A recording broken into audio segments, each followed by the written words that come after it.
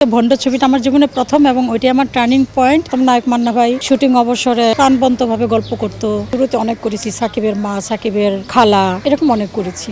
ভণ্ড ছবিতে আমার শ্রদ্ধেয় এবং আমার উস্তাদ, আমার গুরু শহীদুল ইসলাম খুকন, তাকে শ্রদ্ধার সাথে জানাচ্ছি। তার ছবিতে ভণ্ড ছবিটা আমার জীবনে প্রথম এবং ওইটি আমার টার্নিং পয়েন্ট। আর ওটা আসলে যেভাবে আমি ওই ছবিতে আমি ইনভলভ হয়েছি, আমাদের এক সাংবাদিক আমার মহল্লার, উনি আমার হঠাৎ করে আমার ছবি সহ মানব জমিন আর কি পত্রিকাতে ছাপাই দিল। তখন বন্ধন বাণী চিত্রে শফিকুল ইসলাম শফিক ভাই আমাকে ডাকলো, কল দিল সেই সাংবাদিকের মাধ্যমে। সেখানেই দেখা রাশেদা চৌধুরীর সাথে। সেই রাশেদা চৌধুরী আমাকে খুকন ভাইয়ের সাথে পরিচয় করাই দিল। তার ছবিতে একটা মায়ের দরকার, একটা গর্জিয়াস মা, সেই গর্জিয়াস মাটা হয়ে গেলাম আমি। এটা হলো নায়িকা তামান্নার মা, রাজীব ভাই আমার কো-আর্টিস্ট। ভণ্ড ছবির নায়ক তো আমাদের মার্শাল আর্টের রুবেল ভাই, আমার কো-আর্টিস্ট ছিল রাজীব ভাই। ওখানে ছিলেন আরো খলিল ভাই, প্রয়াত খলিল ভাই, আর রাশেদা চৌধুরী, নায়িকা তামান্না।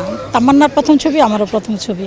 অসংখ্য স্মৃতি বলতে যেমন নায়ক মান্না ভাইয়ের সাথে, খলিল ভাইয়ের সাথে।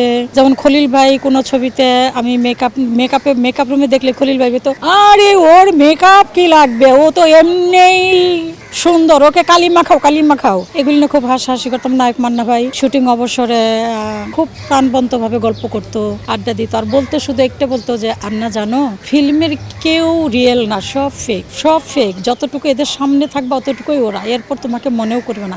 এই স্মৃতিগুলি খুব তাড়া দেয় আমাকে, যে আসলে ঠিক তাই। তোর সামনে এখন আমি আছি না, এইটুকু আপনার প্রেশার জন্য এই কথাটুকু নিছেন, এই নেওয়ার পর আপনি আমাকে মনেও করবেন না যেন আল্লাহ ওই ভাবি হোক ম্যাডাম হোক তার সাক্ষাৎকারটা নিয়েছি, আপনিও মনে করবেন না।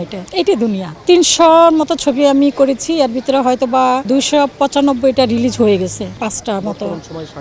বর্তমানে কোনো সাকিবের সাথে আমার কোনো কাজ নাই। শুরুতে করেছি অনেক, শুরুতে অনেক করেছি। সাকিবের মা, সাকিবের খালা, এরকম অনেক করেছি। তখন সাকিব তো শুরুটা এখন কেমন ছিল হয়তো বলবো যে আমাদের সাথেই কাজ করে ও বড় হয়েছে, আল্লাহ ওকে বড় করে নিয়েছে। এটা ওর আল্লাহর একটা গড গিফট, ওর পরিশ্রমের সফলতা। এটা ছেলে ভালো দেখাইতে হয় না, কি করে বুঝবো? ওর যোগ্যতায় ও আকাশে চাঁদ হয়ে গিয়েছে, এটা আমি দোষের কিছু দেখি না।